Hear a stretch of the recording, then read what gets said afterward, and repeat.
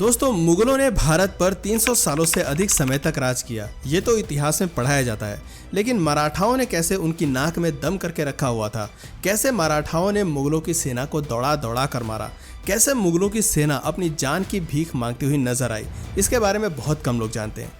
छत्रपति शिवाजी महाराज ने हिंद स्वराज का सपना देखा था और अपने शासनकाल के दौरान उन्होंने 360 से अधिक किले जीत लिए थे। शिवाजी महाराज के बाद संभाजी महाराज ने आजीवन अपने पिता का सपना पूरा करने के प्रति संकल्पित रहे। औरंगजेब को उन्होंने खूब दौड़ाया, लेकिन अंत में उनके अपने ही साले ने उन्हें धोखा दे दिया। औरंगजेब ने संभाजी को बंदी तो बना लिया था, लेकिन उन्हें अपने आगे झुका नहीं सका और बहुत यातनाएं सहने के बाद संभाजी महाराज वीर गति को प्राप्त हुए। संभाजी महाराज के बाद भी मराठाओं का पताका हवा में लहराता रहा। औरंगजेब को जिस वक्त लग रहा था कि अब उसे रोकने वाला कोई भी नहीं बचा, उस समय मराठा साम्राज्य के दो ऐसे योद्धा सामने आए जिन्होंने मुगलों की सेना में कत्लेआम मचा दिया था। 20,000 की सेना के साथ मराठाओं ने 8 लाख की मुगल सेना के साथ युद्ध किया। कई मुगल योद्धाओं ने मराठाओं का अंत करने की कोशिश की, लेकिन अंत में खुद ही विनाश को प्राप्त हो गए। कहानी की शुरुआत संभाजी महाराज की वीर गाथा से ही करते हैं। जब संभाजी 2 साल के थे, तब उनकी मां का देहांत हो गया था। दादी जीजाबाई ने उनकी परवरिश की। 16 साल की उम्र में संभाजी ने अपना पहला युद्ध लड़ा। एक 16 साल के लड़के को 60 किलो की तलवार के साथ युद्ध करते हुए देखकर हर कोई हैरान था। उन्हें तलवारबाजी, घुड़सवारी, तीरंदाजी में महारत हासिल थी। आवाज में दम था और भुजाओं की ताकत का कोई मुकाबला नहीं कर सकता था। 13 भाषाओं का उन्हें ज्ञान था। कई शास्त्र भी उन्होंने लिखे थे। शस्त्र और शास्त्र का अद्भुत संगम उनमें देखने को मिलता था। उन्होंने मैसूर जैसे सभी राजाओं को अपने साथ मिला लिया था। पुर्तगालियों और मुगलों ने एक साथ हाथ मिला लिया था और संभाजी महाराज को जब ये बात पता चली तो उन्होंने गोवा में भी कोहराम मचाना शुरू कर दिया। अंग्रेजों पर वे काल बनकर टूट पड़े। 9 सालों तक औरंगजेब को संभाजी महाराज ने खूब दौड़ाया। अंत में संभाजी महाराज के साले गणोजी शिर्के ने उन्हें धोखा दे दिया और मुगलों को संभाजी के गुप्त रास्ते की जानकारी दे दी। औरंगजेब ने संभाजी और उनके परम मित्र पंडित कलश को बंद करवा दिया। औरंगजेब ने संभाजी महाराज के आगे 3 शर्तें रखी। पहली, मराठा साम्राज्य उन्हें सौंप दो। दूसरी, अपनी सारी धन दौलत उनके हवाले कर दो। और तीसरा, अपना धर्म छोड़कर इस्लाम धर्म कबूल कर लो। लेकिन संभाजी महाराज ने सभी शर्तें मानने से इनकार कर दिया और दहाड़ कर कहा कि वो एक सच्चे मराठा हैं। वो किसी भी हालत में उसे अपना बादशाह स्वीकार नहीं करेंगे और ना ही अपना धर्म परिवर्तन करेंगे। औरंगजेब से अपनी बेइज्जती बर्दाश्त नहीं हुई और गुस्से में आकर संभाजी महाराज को यातनाएं देनी शुरू कर दी। संभाजी के नाखून उखाड़ने शुरू कर दिए, उनकी आंखों में मिर्च डाल दी, लोहे के जलते सरिये संभाजी की आंखों में घुसा दिए। एक एक करके उनकी सारी उंगलियां और हाथ पैर काट दिए। सरिये से उनकी खाल को नोचा गया, बाल खींच दिए गए, गर्म लोहे की जंजीरें उनके गले में डाल दी गई और उनकी जुबान भी काट दी गई। दोस्तों, 40 दिनों तक संभाजी महाराज को इस तरह की यातनाएं दी गईं, लेकिन औरंगजेब संभाजी को झुकाने में कामयाब नहीं हो पाया। अंत में संभाजी महाराज के टुकड़े टुकड़े करके उन्हें नदी में फेंक दिया गया।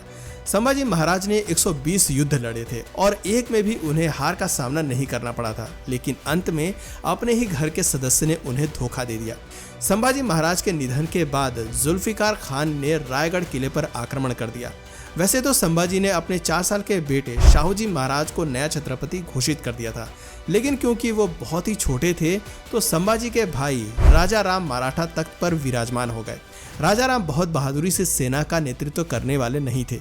उनके रहते एक समय पर मराठा साम्राज्य अंधकार में जाने लगा था। लोग हिंद स्वराज के बारे में भूलने लगे थे। इसी का फायदा उठाकर जुल्फिकार खान ने रायगढ़ किले पर आक्रमण कर दिया। इस आक्रमण के दौरान संभाजी की पत्नी रानी येसुबाई और उनके 7 साल के पुत्र शाहू महाराज को बंदी बना लिया गया, लेकिन राजा राम अपनी जान बचाकर निकलने में कामयाब हो गए। औरंगजेब ने सोचा कि अब दक्कन पर विजय प्राप्त करने का अच्छा मौका है। उसने अपनी सेना का विस्तार किया और 9 लाख सैनिकों की विशाल सेना तैयार कर ली। वो सोच रहा था कि अब मराठाओं को बचाने वाला कोई नहीं है। तभी 2 वीर मराठाओं की कहानी में एंट्री हुई। संताजी घोरपड़े और धनाजी जाधव 2 महान योद्धा थे और वे भी हिंद स्वराज का सपना देख रहे थे। संभाजी की मौत का इन्हें भी भारी आघात लगा था और अब किसी भी तरह से ये अपने महाराज की मौत का बदला लेना चाहते थे। इन्होंने तय किया कि ये मराठा साम्राज्य की ढाल बनकर खड़े होंगे। औरंगजेब ने दक्कन फतह करने के लिए जुल्फिकार खान, मुकर्रब खान, गियासुद्दीन खान, शहाबुद्दीन खान जैसे क्रूर और शातिर योद्धाओं को सेना लेकर दक्षिण की ओर रवाना कर दिया। दूसरी ओर मराठा अपने महाराज की मौत का बदला लेने के लिए बेचैन हो रहे थे। महाराष्ट्र के तुलापुर में औरंगजेब ने डेरा डाला हुआ था, जहां उसने संभाजी महाराज की हत्या की थी। संताजी घोरपड़े को जब इस बात की भनक लगी तो चंद मराठा योद्धाओं को लेकर उसने औरंगजेब की सेना की ओर कूच कर दिया। हाथों में नंगी तलवारें लिए और हर हर महादेव के नारे के साथ मराठाओं ने मुगलों की सेना में कोहराम मचा दिया। जो भी मुगल सैनिक सामने आया उसको दो हिस्सों में काट दिया। 2000 मराठा पूरी मुगल सेना पर भारी पड़ती नजर आ रही थी।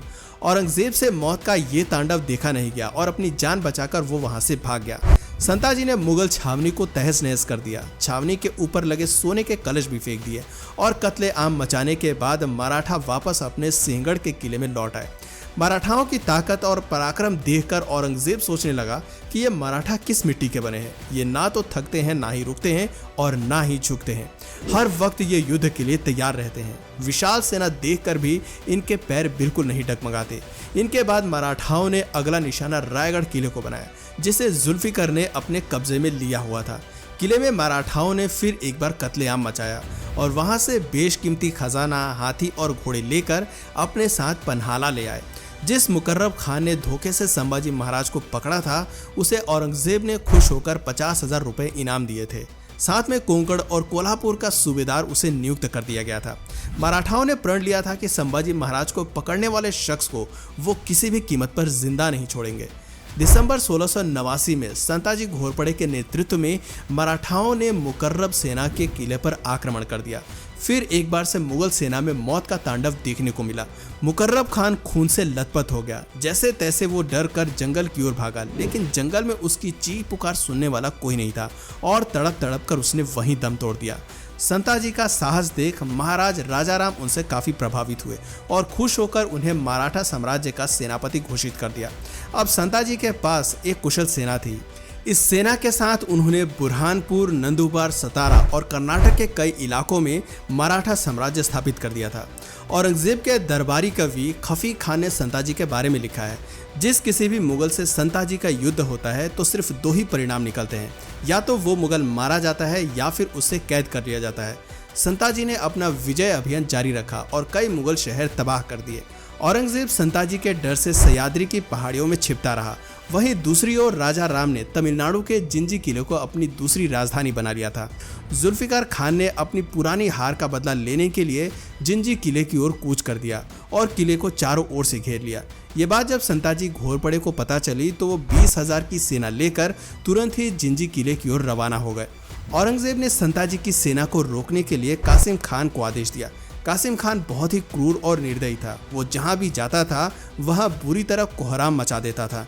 आम लोगों पर भी वो रहम नहीं खाता था। उसकी गिनती औरंगजेब के शासनकाल के सबसे अत्याचारी योद्धाओं में होती है। कासिम खान ने कर्नाटक के तलाकू गांव में संताजी की सेना का रास्ता रोक लिया। दोनों सेनाओं का यहां आमना सामना हुआ और भीषण युद्ध हुआ।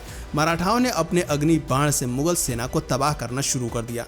मुगलों के तोप, गोले और बारूद भी मराठाओं का कुछ बिगाड़ नहीं पा रहे थे। कई मुगल सैनिक तो युद्ध छोड़कर मैदान से भागने लगे। खूंखार कासिम खान ने डर कर खुद को डोडरी के किले में कैद कर लिया और किले के बाहर अपनी सेना खड़ी कर दी। डोडरी किले से कुछ ही दूरी पर चित्रदुर्ग था, जहां पर ब्रह्मप्पा नायक नाम के हिंदू राजा रहा करते थे। उन्हें जब पता चला कि कासिम खान जान बचाने के लिए डोडरी किले में छिपा हुआ है तो ब्रह्मप्पा ने मराठाओं को सपोर्ट करना शुरू कर दिया। मराठाओं की सेना ने डोडरी किले को चारों ओर से घेर लिया। किले में जाने वाली राशन भी रोक दी गई। बाहर खड़े मुगल सैनिक तो भूख के मारे तड़प तड़प कर दम तोड़ने लगे। किले के अंदर भी खाने पीने की कमी होने लगी थी। अपनी जान बचाने के लिए मुगलों ने किले में मौजूद हाथी, घोड़े और कुत्ते जैसे जानवरों को मारकर खाना शुरू कर दिया। कासिम खान मराठाओं के पराक्रम से खौफ खाने लगे थे। खौफ उनके मन में इस कदर बैठ गया था कि 20 नवंबर 1695 के दिन उसने किले के अंदर ही फांसी लगाकर आत्महत्या कर ली। बचे खुचे मुगल सैनिक अब मराठाओं के आगे अपनी जान की भीख मांगने लगे। मराठाओं ने कहा कि अगर वो पैसा देंगे तभी उन्हें खाना मिलेगा। यहाँ पर सूबेदार खानदाज खान ने मुगलों की मदद की और उन्हें पैसा मुहैया कराया जिससे वो अनाज खरीद सके। पहले तो खानजाद खान को लगा कि वो मराठाओं को वहां से भगा देगा, लेकिन कई दिन के संघर्ष के बाद उसे भी हार माननी पड़ी और उसने अंत में आत्मसमर्पण कर दिया। उसकी जान बख्शने के लिए संताजी ने उससे 20 लाख रुपए नगद लिए, साथ में हाथी, घोड़े, तलवार और हथियार भी देने को कहा। खानजाद खान ने सारी शर्तें मान ली और इससे मराठाओं को एक बड़ी रकम मिल गई। एक के बाद एक हार से औरंगजेब को गहरा सदमा लगा।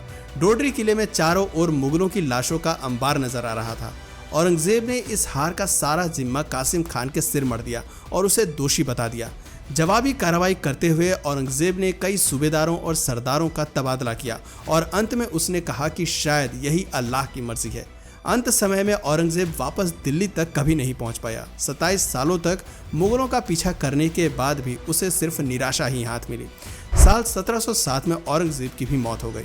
इसके बाद मराठा साम्राज्य की कमान शाहूजी महाराज ने संभाली और उसके बाद पेशवा बाजीराव प्रथम ने मराठा साम्राज्य को मजबूती प्रदान की। किसी भी कीमत पर मराठाओं ने अपने साम्राज्य का झंडा कभी झुकने नहीं दिया। तो दोस्तों, देखा आपने किस तरह संभाजी के बाद भी मराठाओं ने मुगलों की नाक में दम करके रखा था। आज भारतीय इतिहास की किताबों में मराठाओं से अधिक मुगलों के बारे में पढ़ाया जाता है। इन चीज़ों को समय के साथ बदलना ज़रूरी है और आने वाली पीढ़ी को राजपूताना और मराठाओं के इतिहास के बारे में बताना हमारी जिम्मेदारी है। तो दोस्तों, मराठाओं की तरह कमेंट में हर हर महादेव लिखना ना भूलें और अगर इस वीडियो से आपको कुछ नया जानने या सीखने को मिला या फिर इंटरेस्टिंग लगा तो प्लीज़ इस वीडियो को एक लाइक करके अपने फ्रेंड्स और फैमिली में से ज़रूर शेयर करें। और यदि आप इस चैनल पर नए हैं तो प्लीज़ इस चैनल को सब्सक्राइब करके बेल नोटिफिकेशन आइकन को ऑन कर लीजिए ताकि हमारे आने वाले वीडियोज़ आप मिस ना करें। मिलते हैं फिर किसी वीडियो में नए टॉपिक के साथ, तब तक के लिए नमस्कार।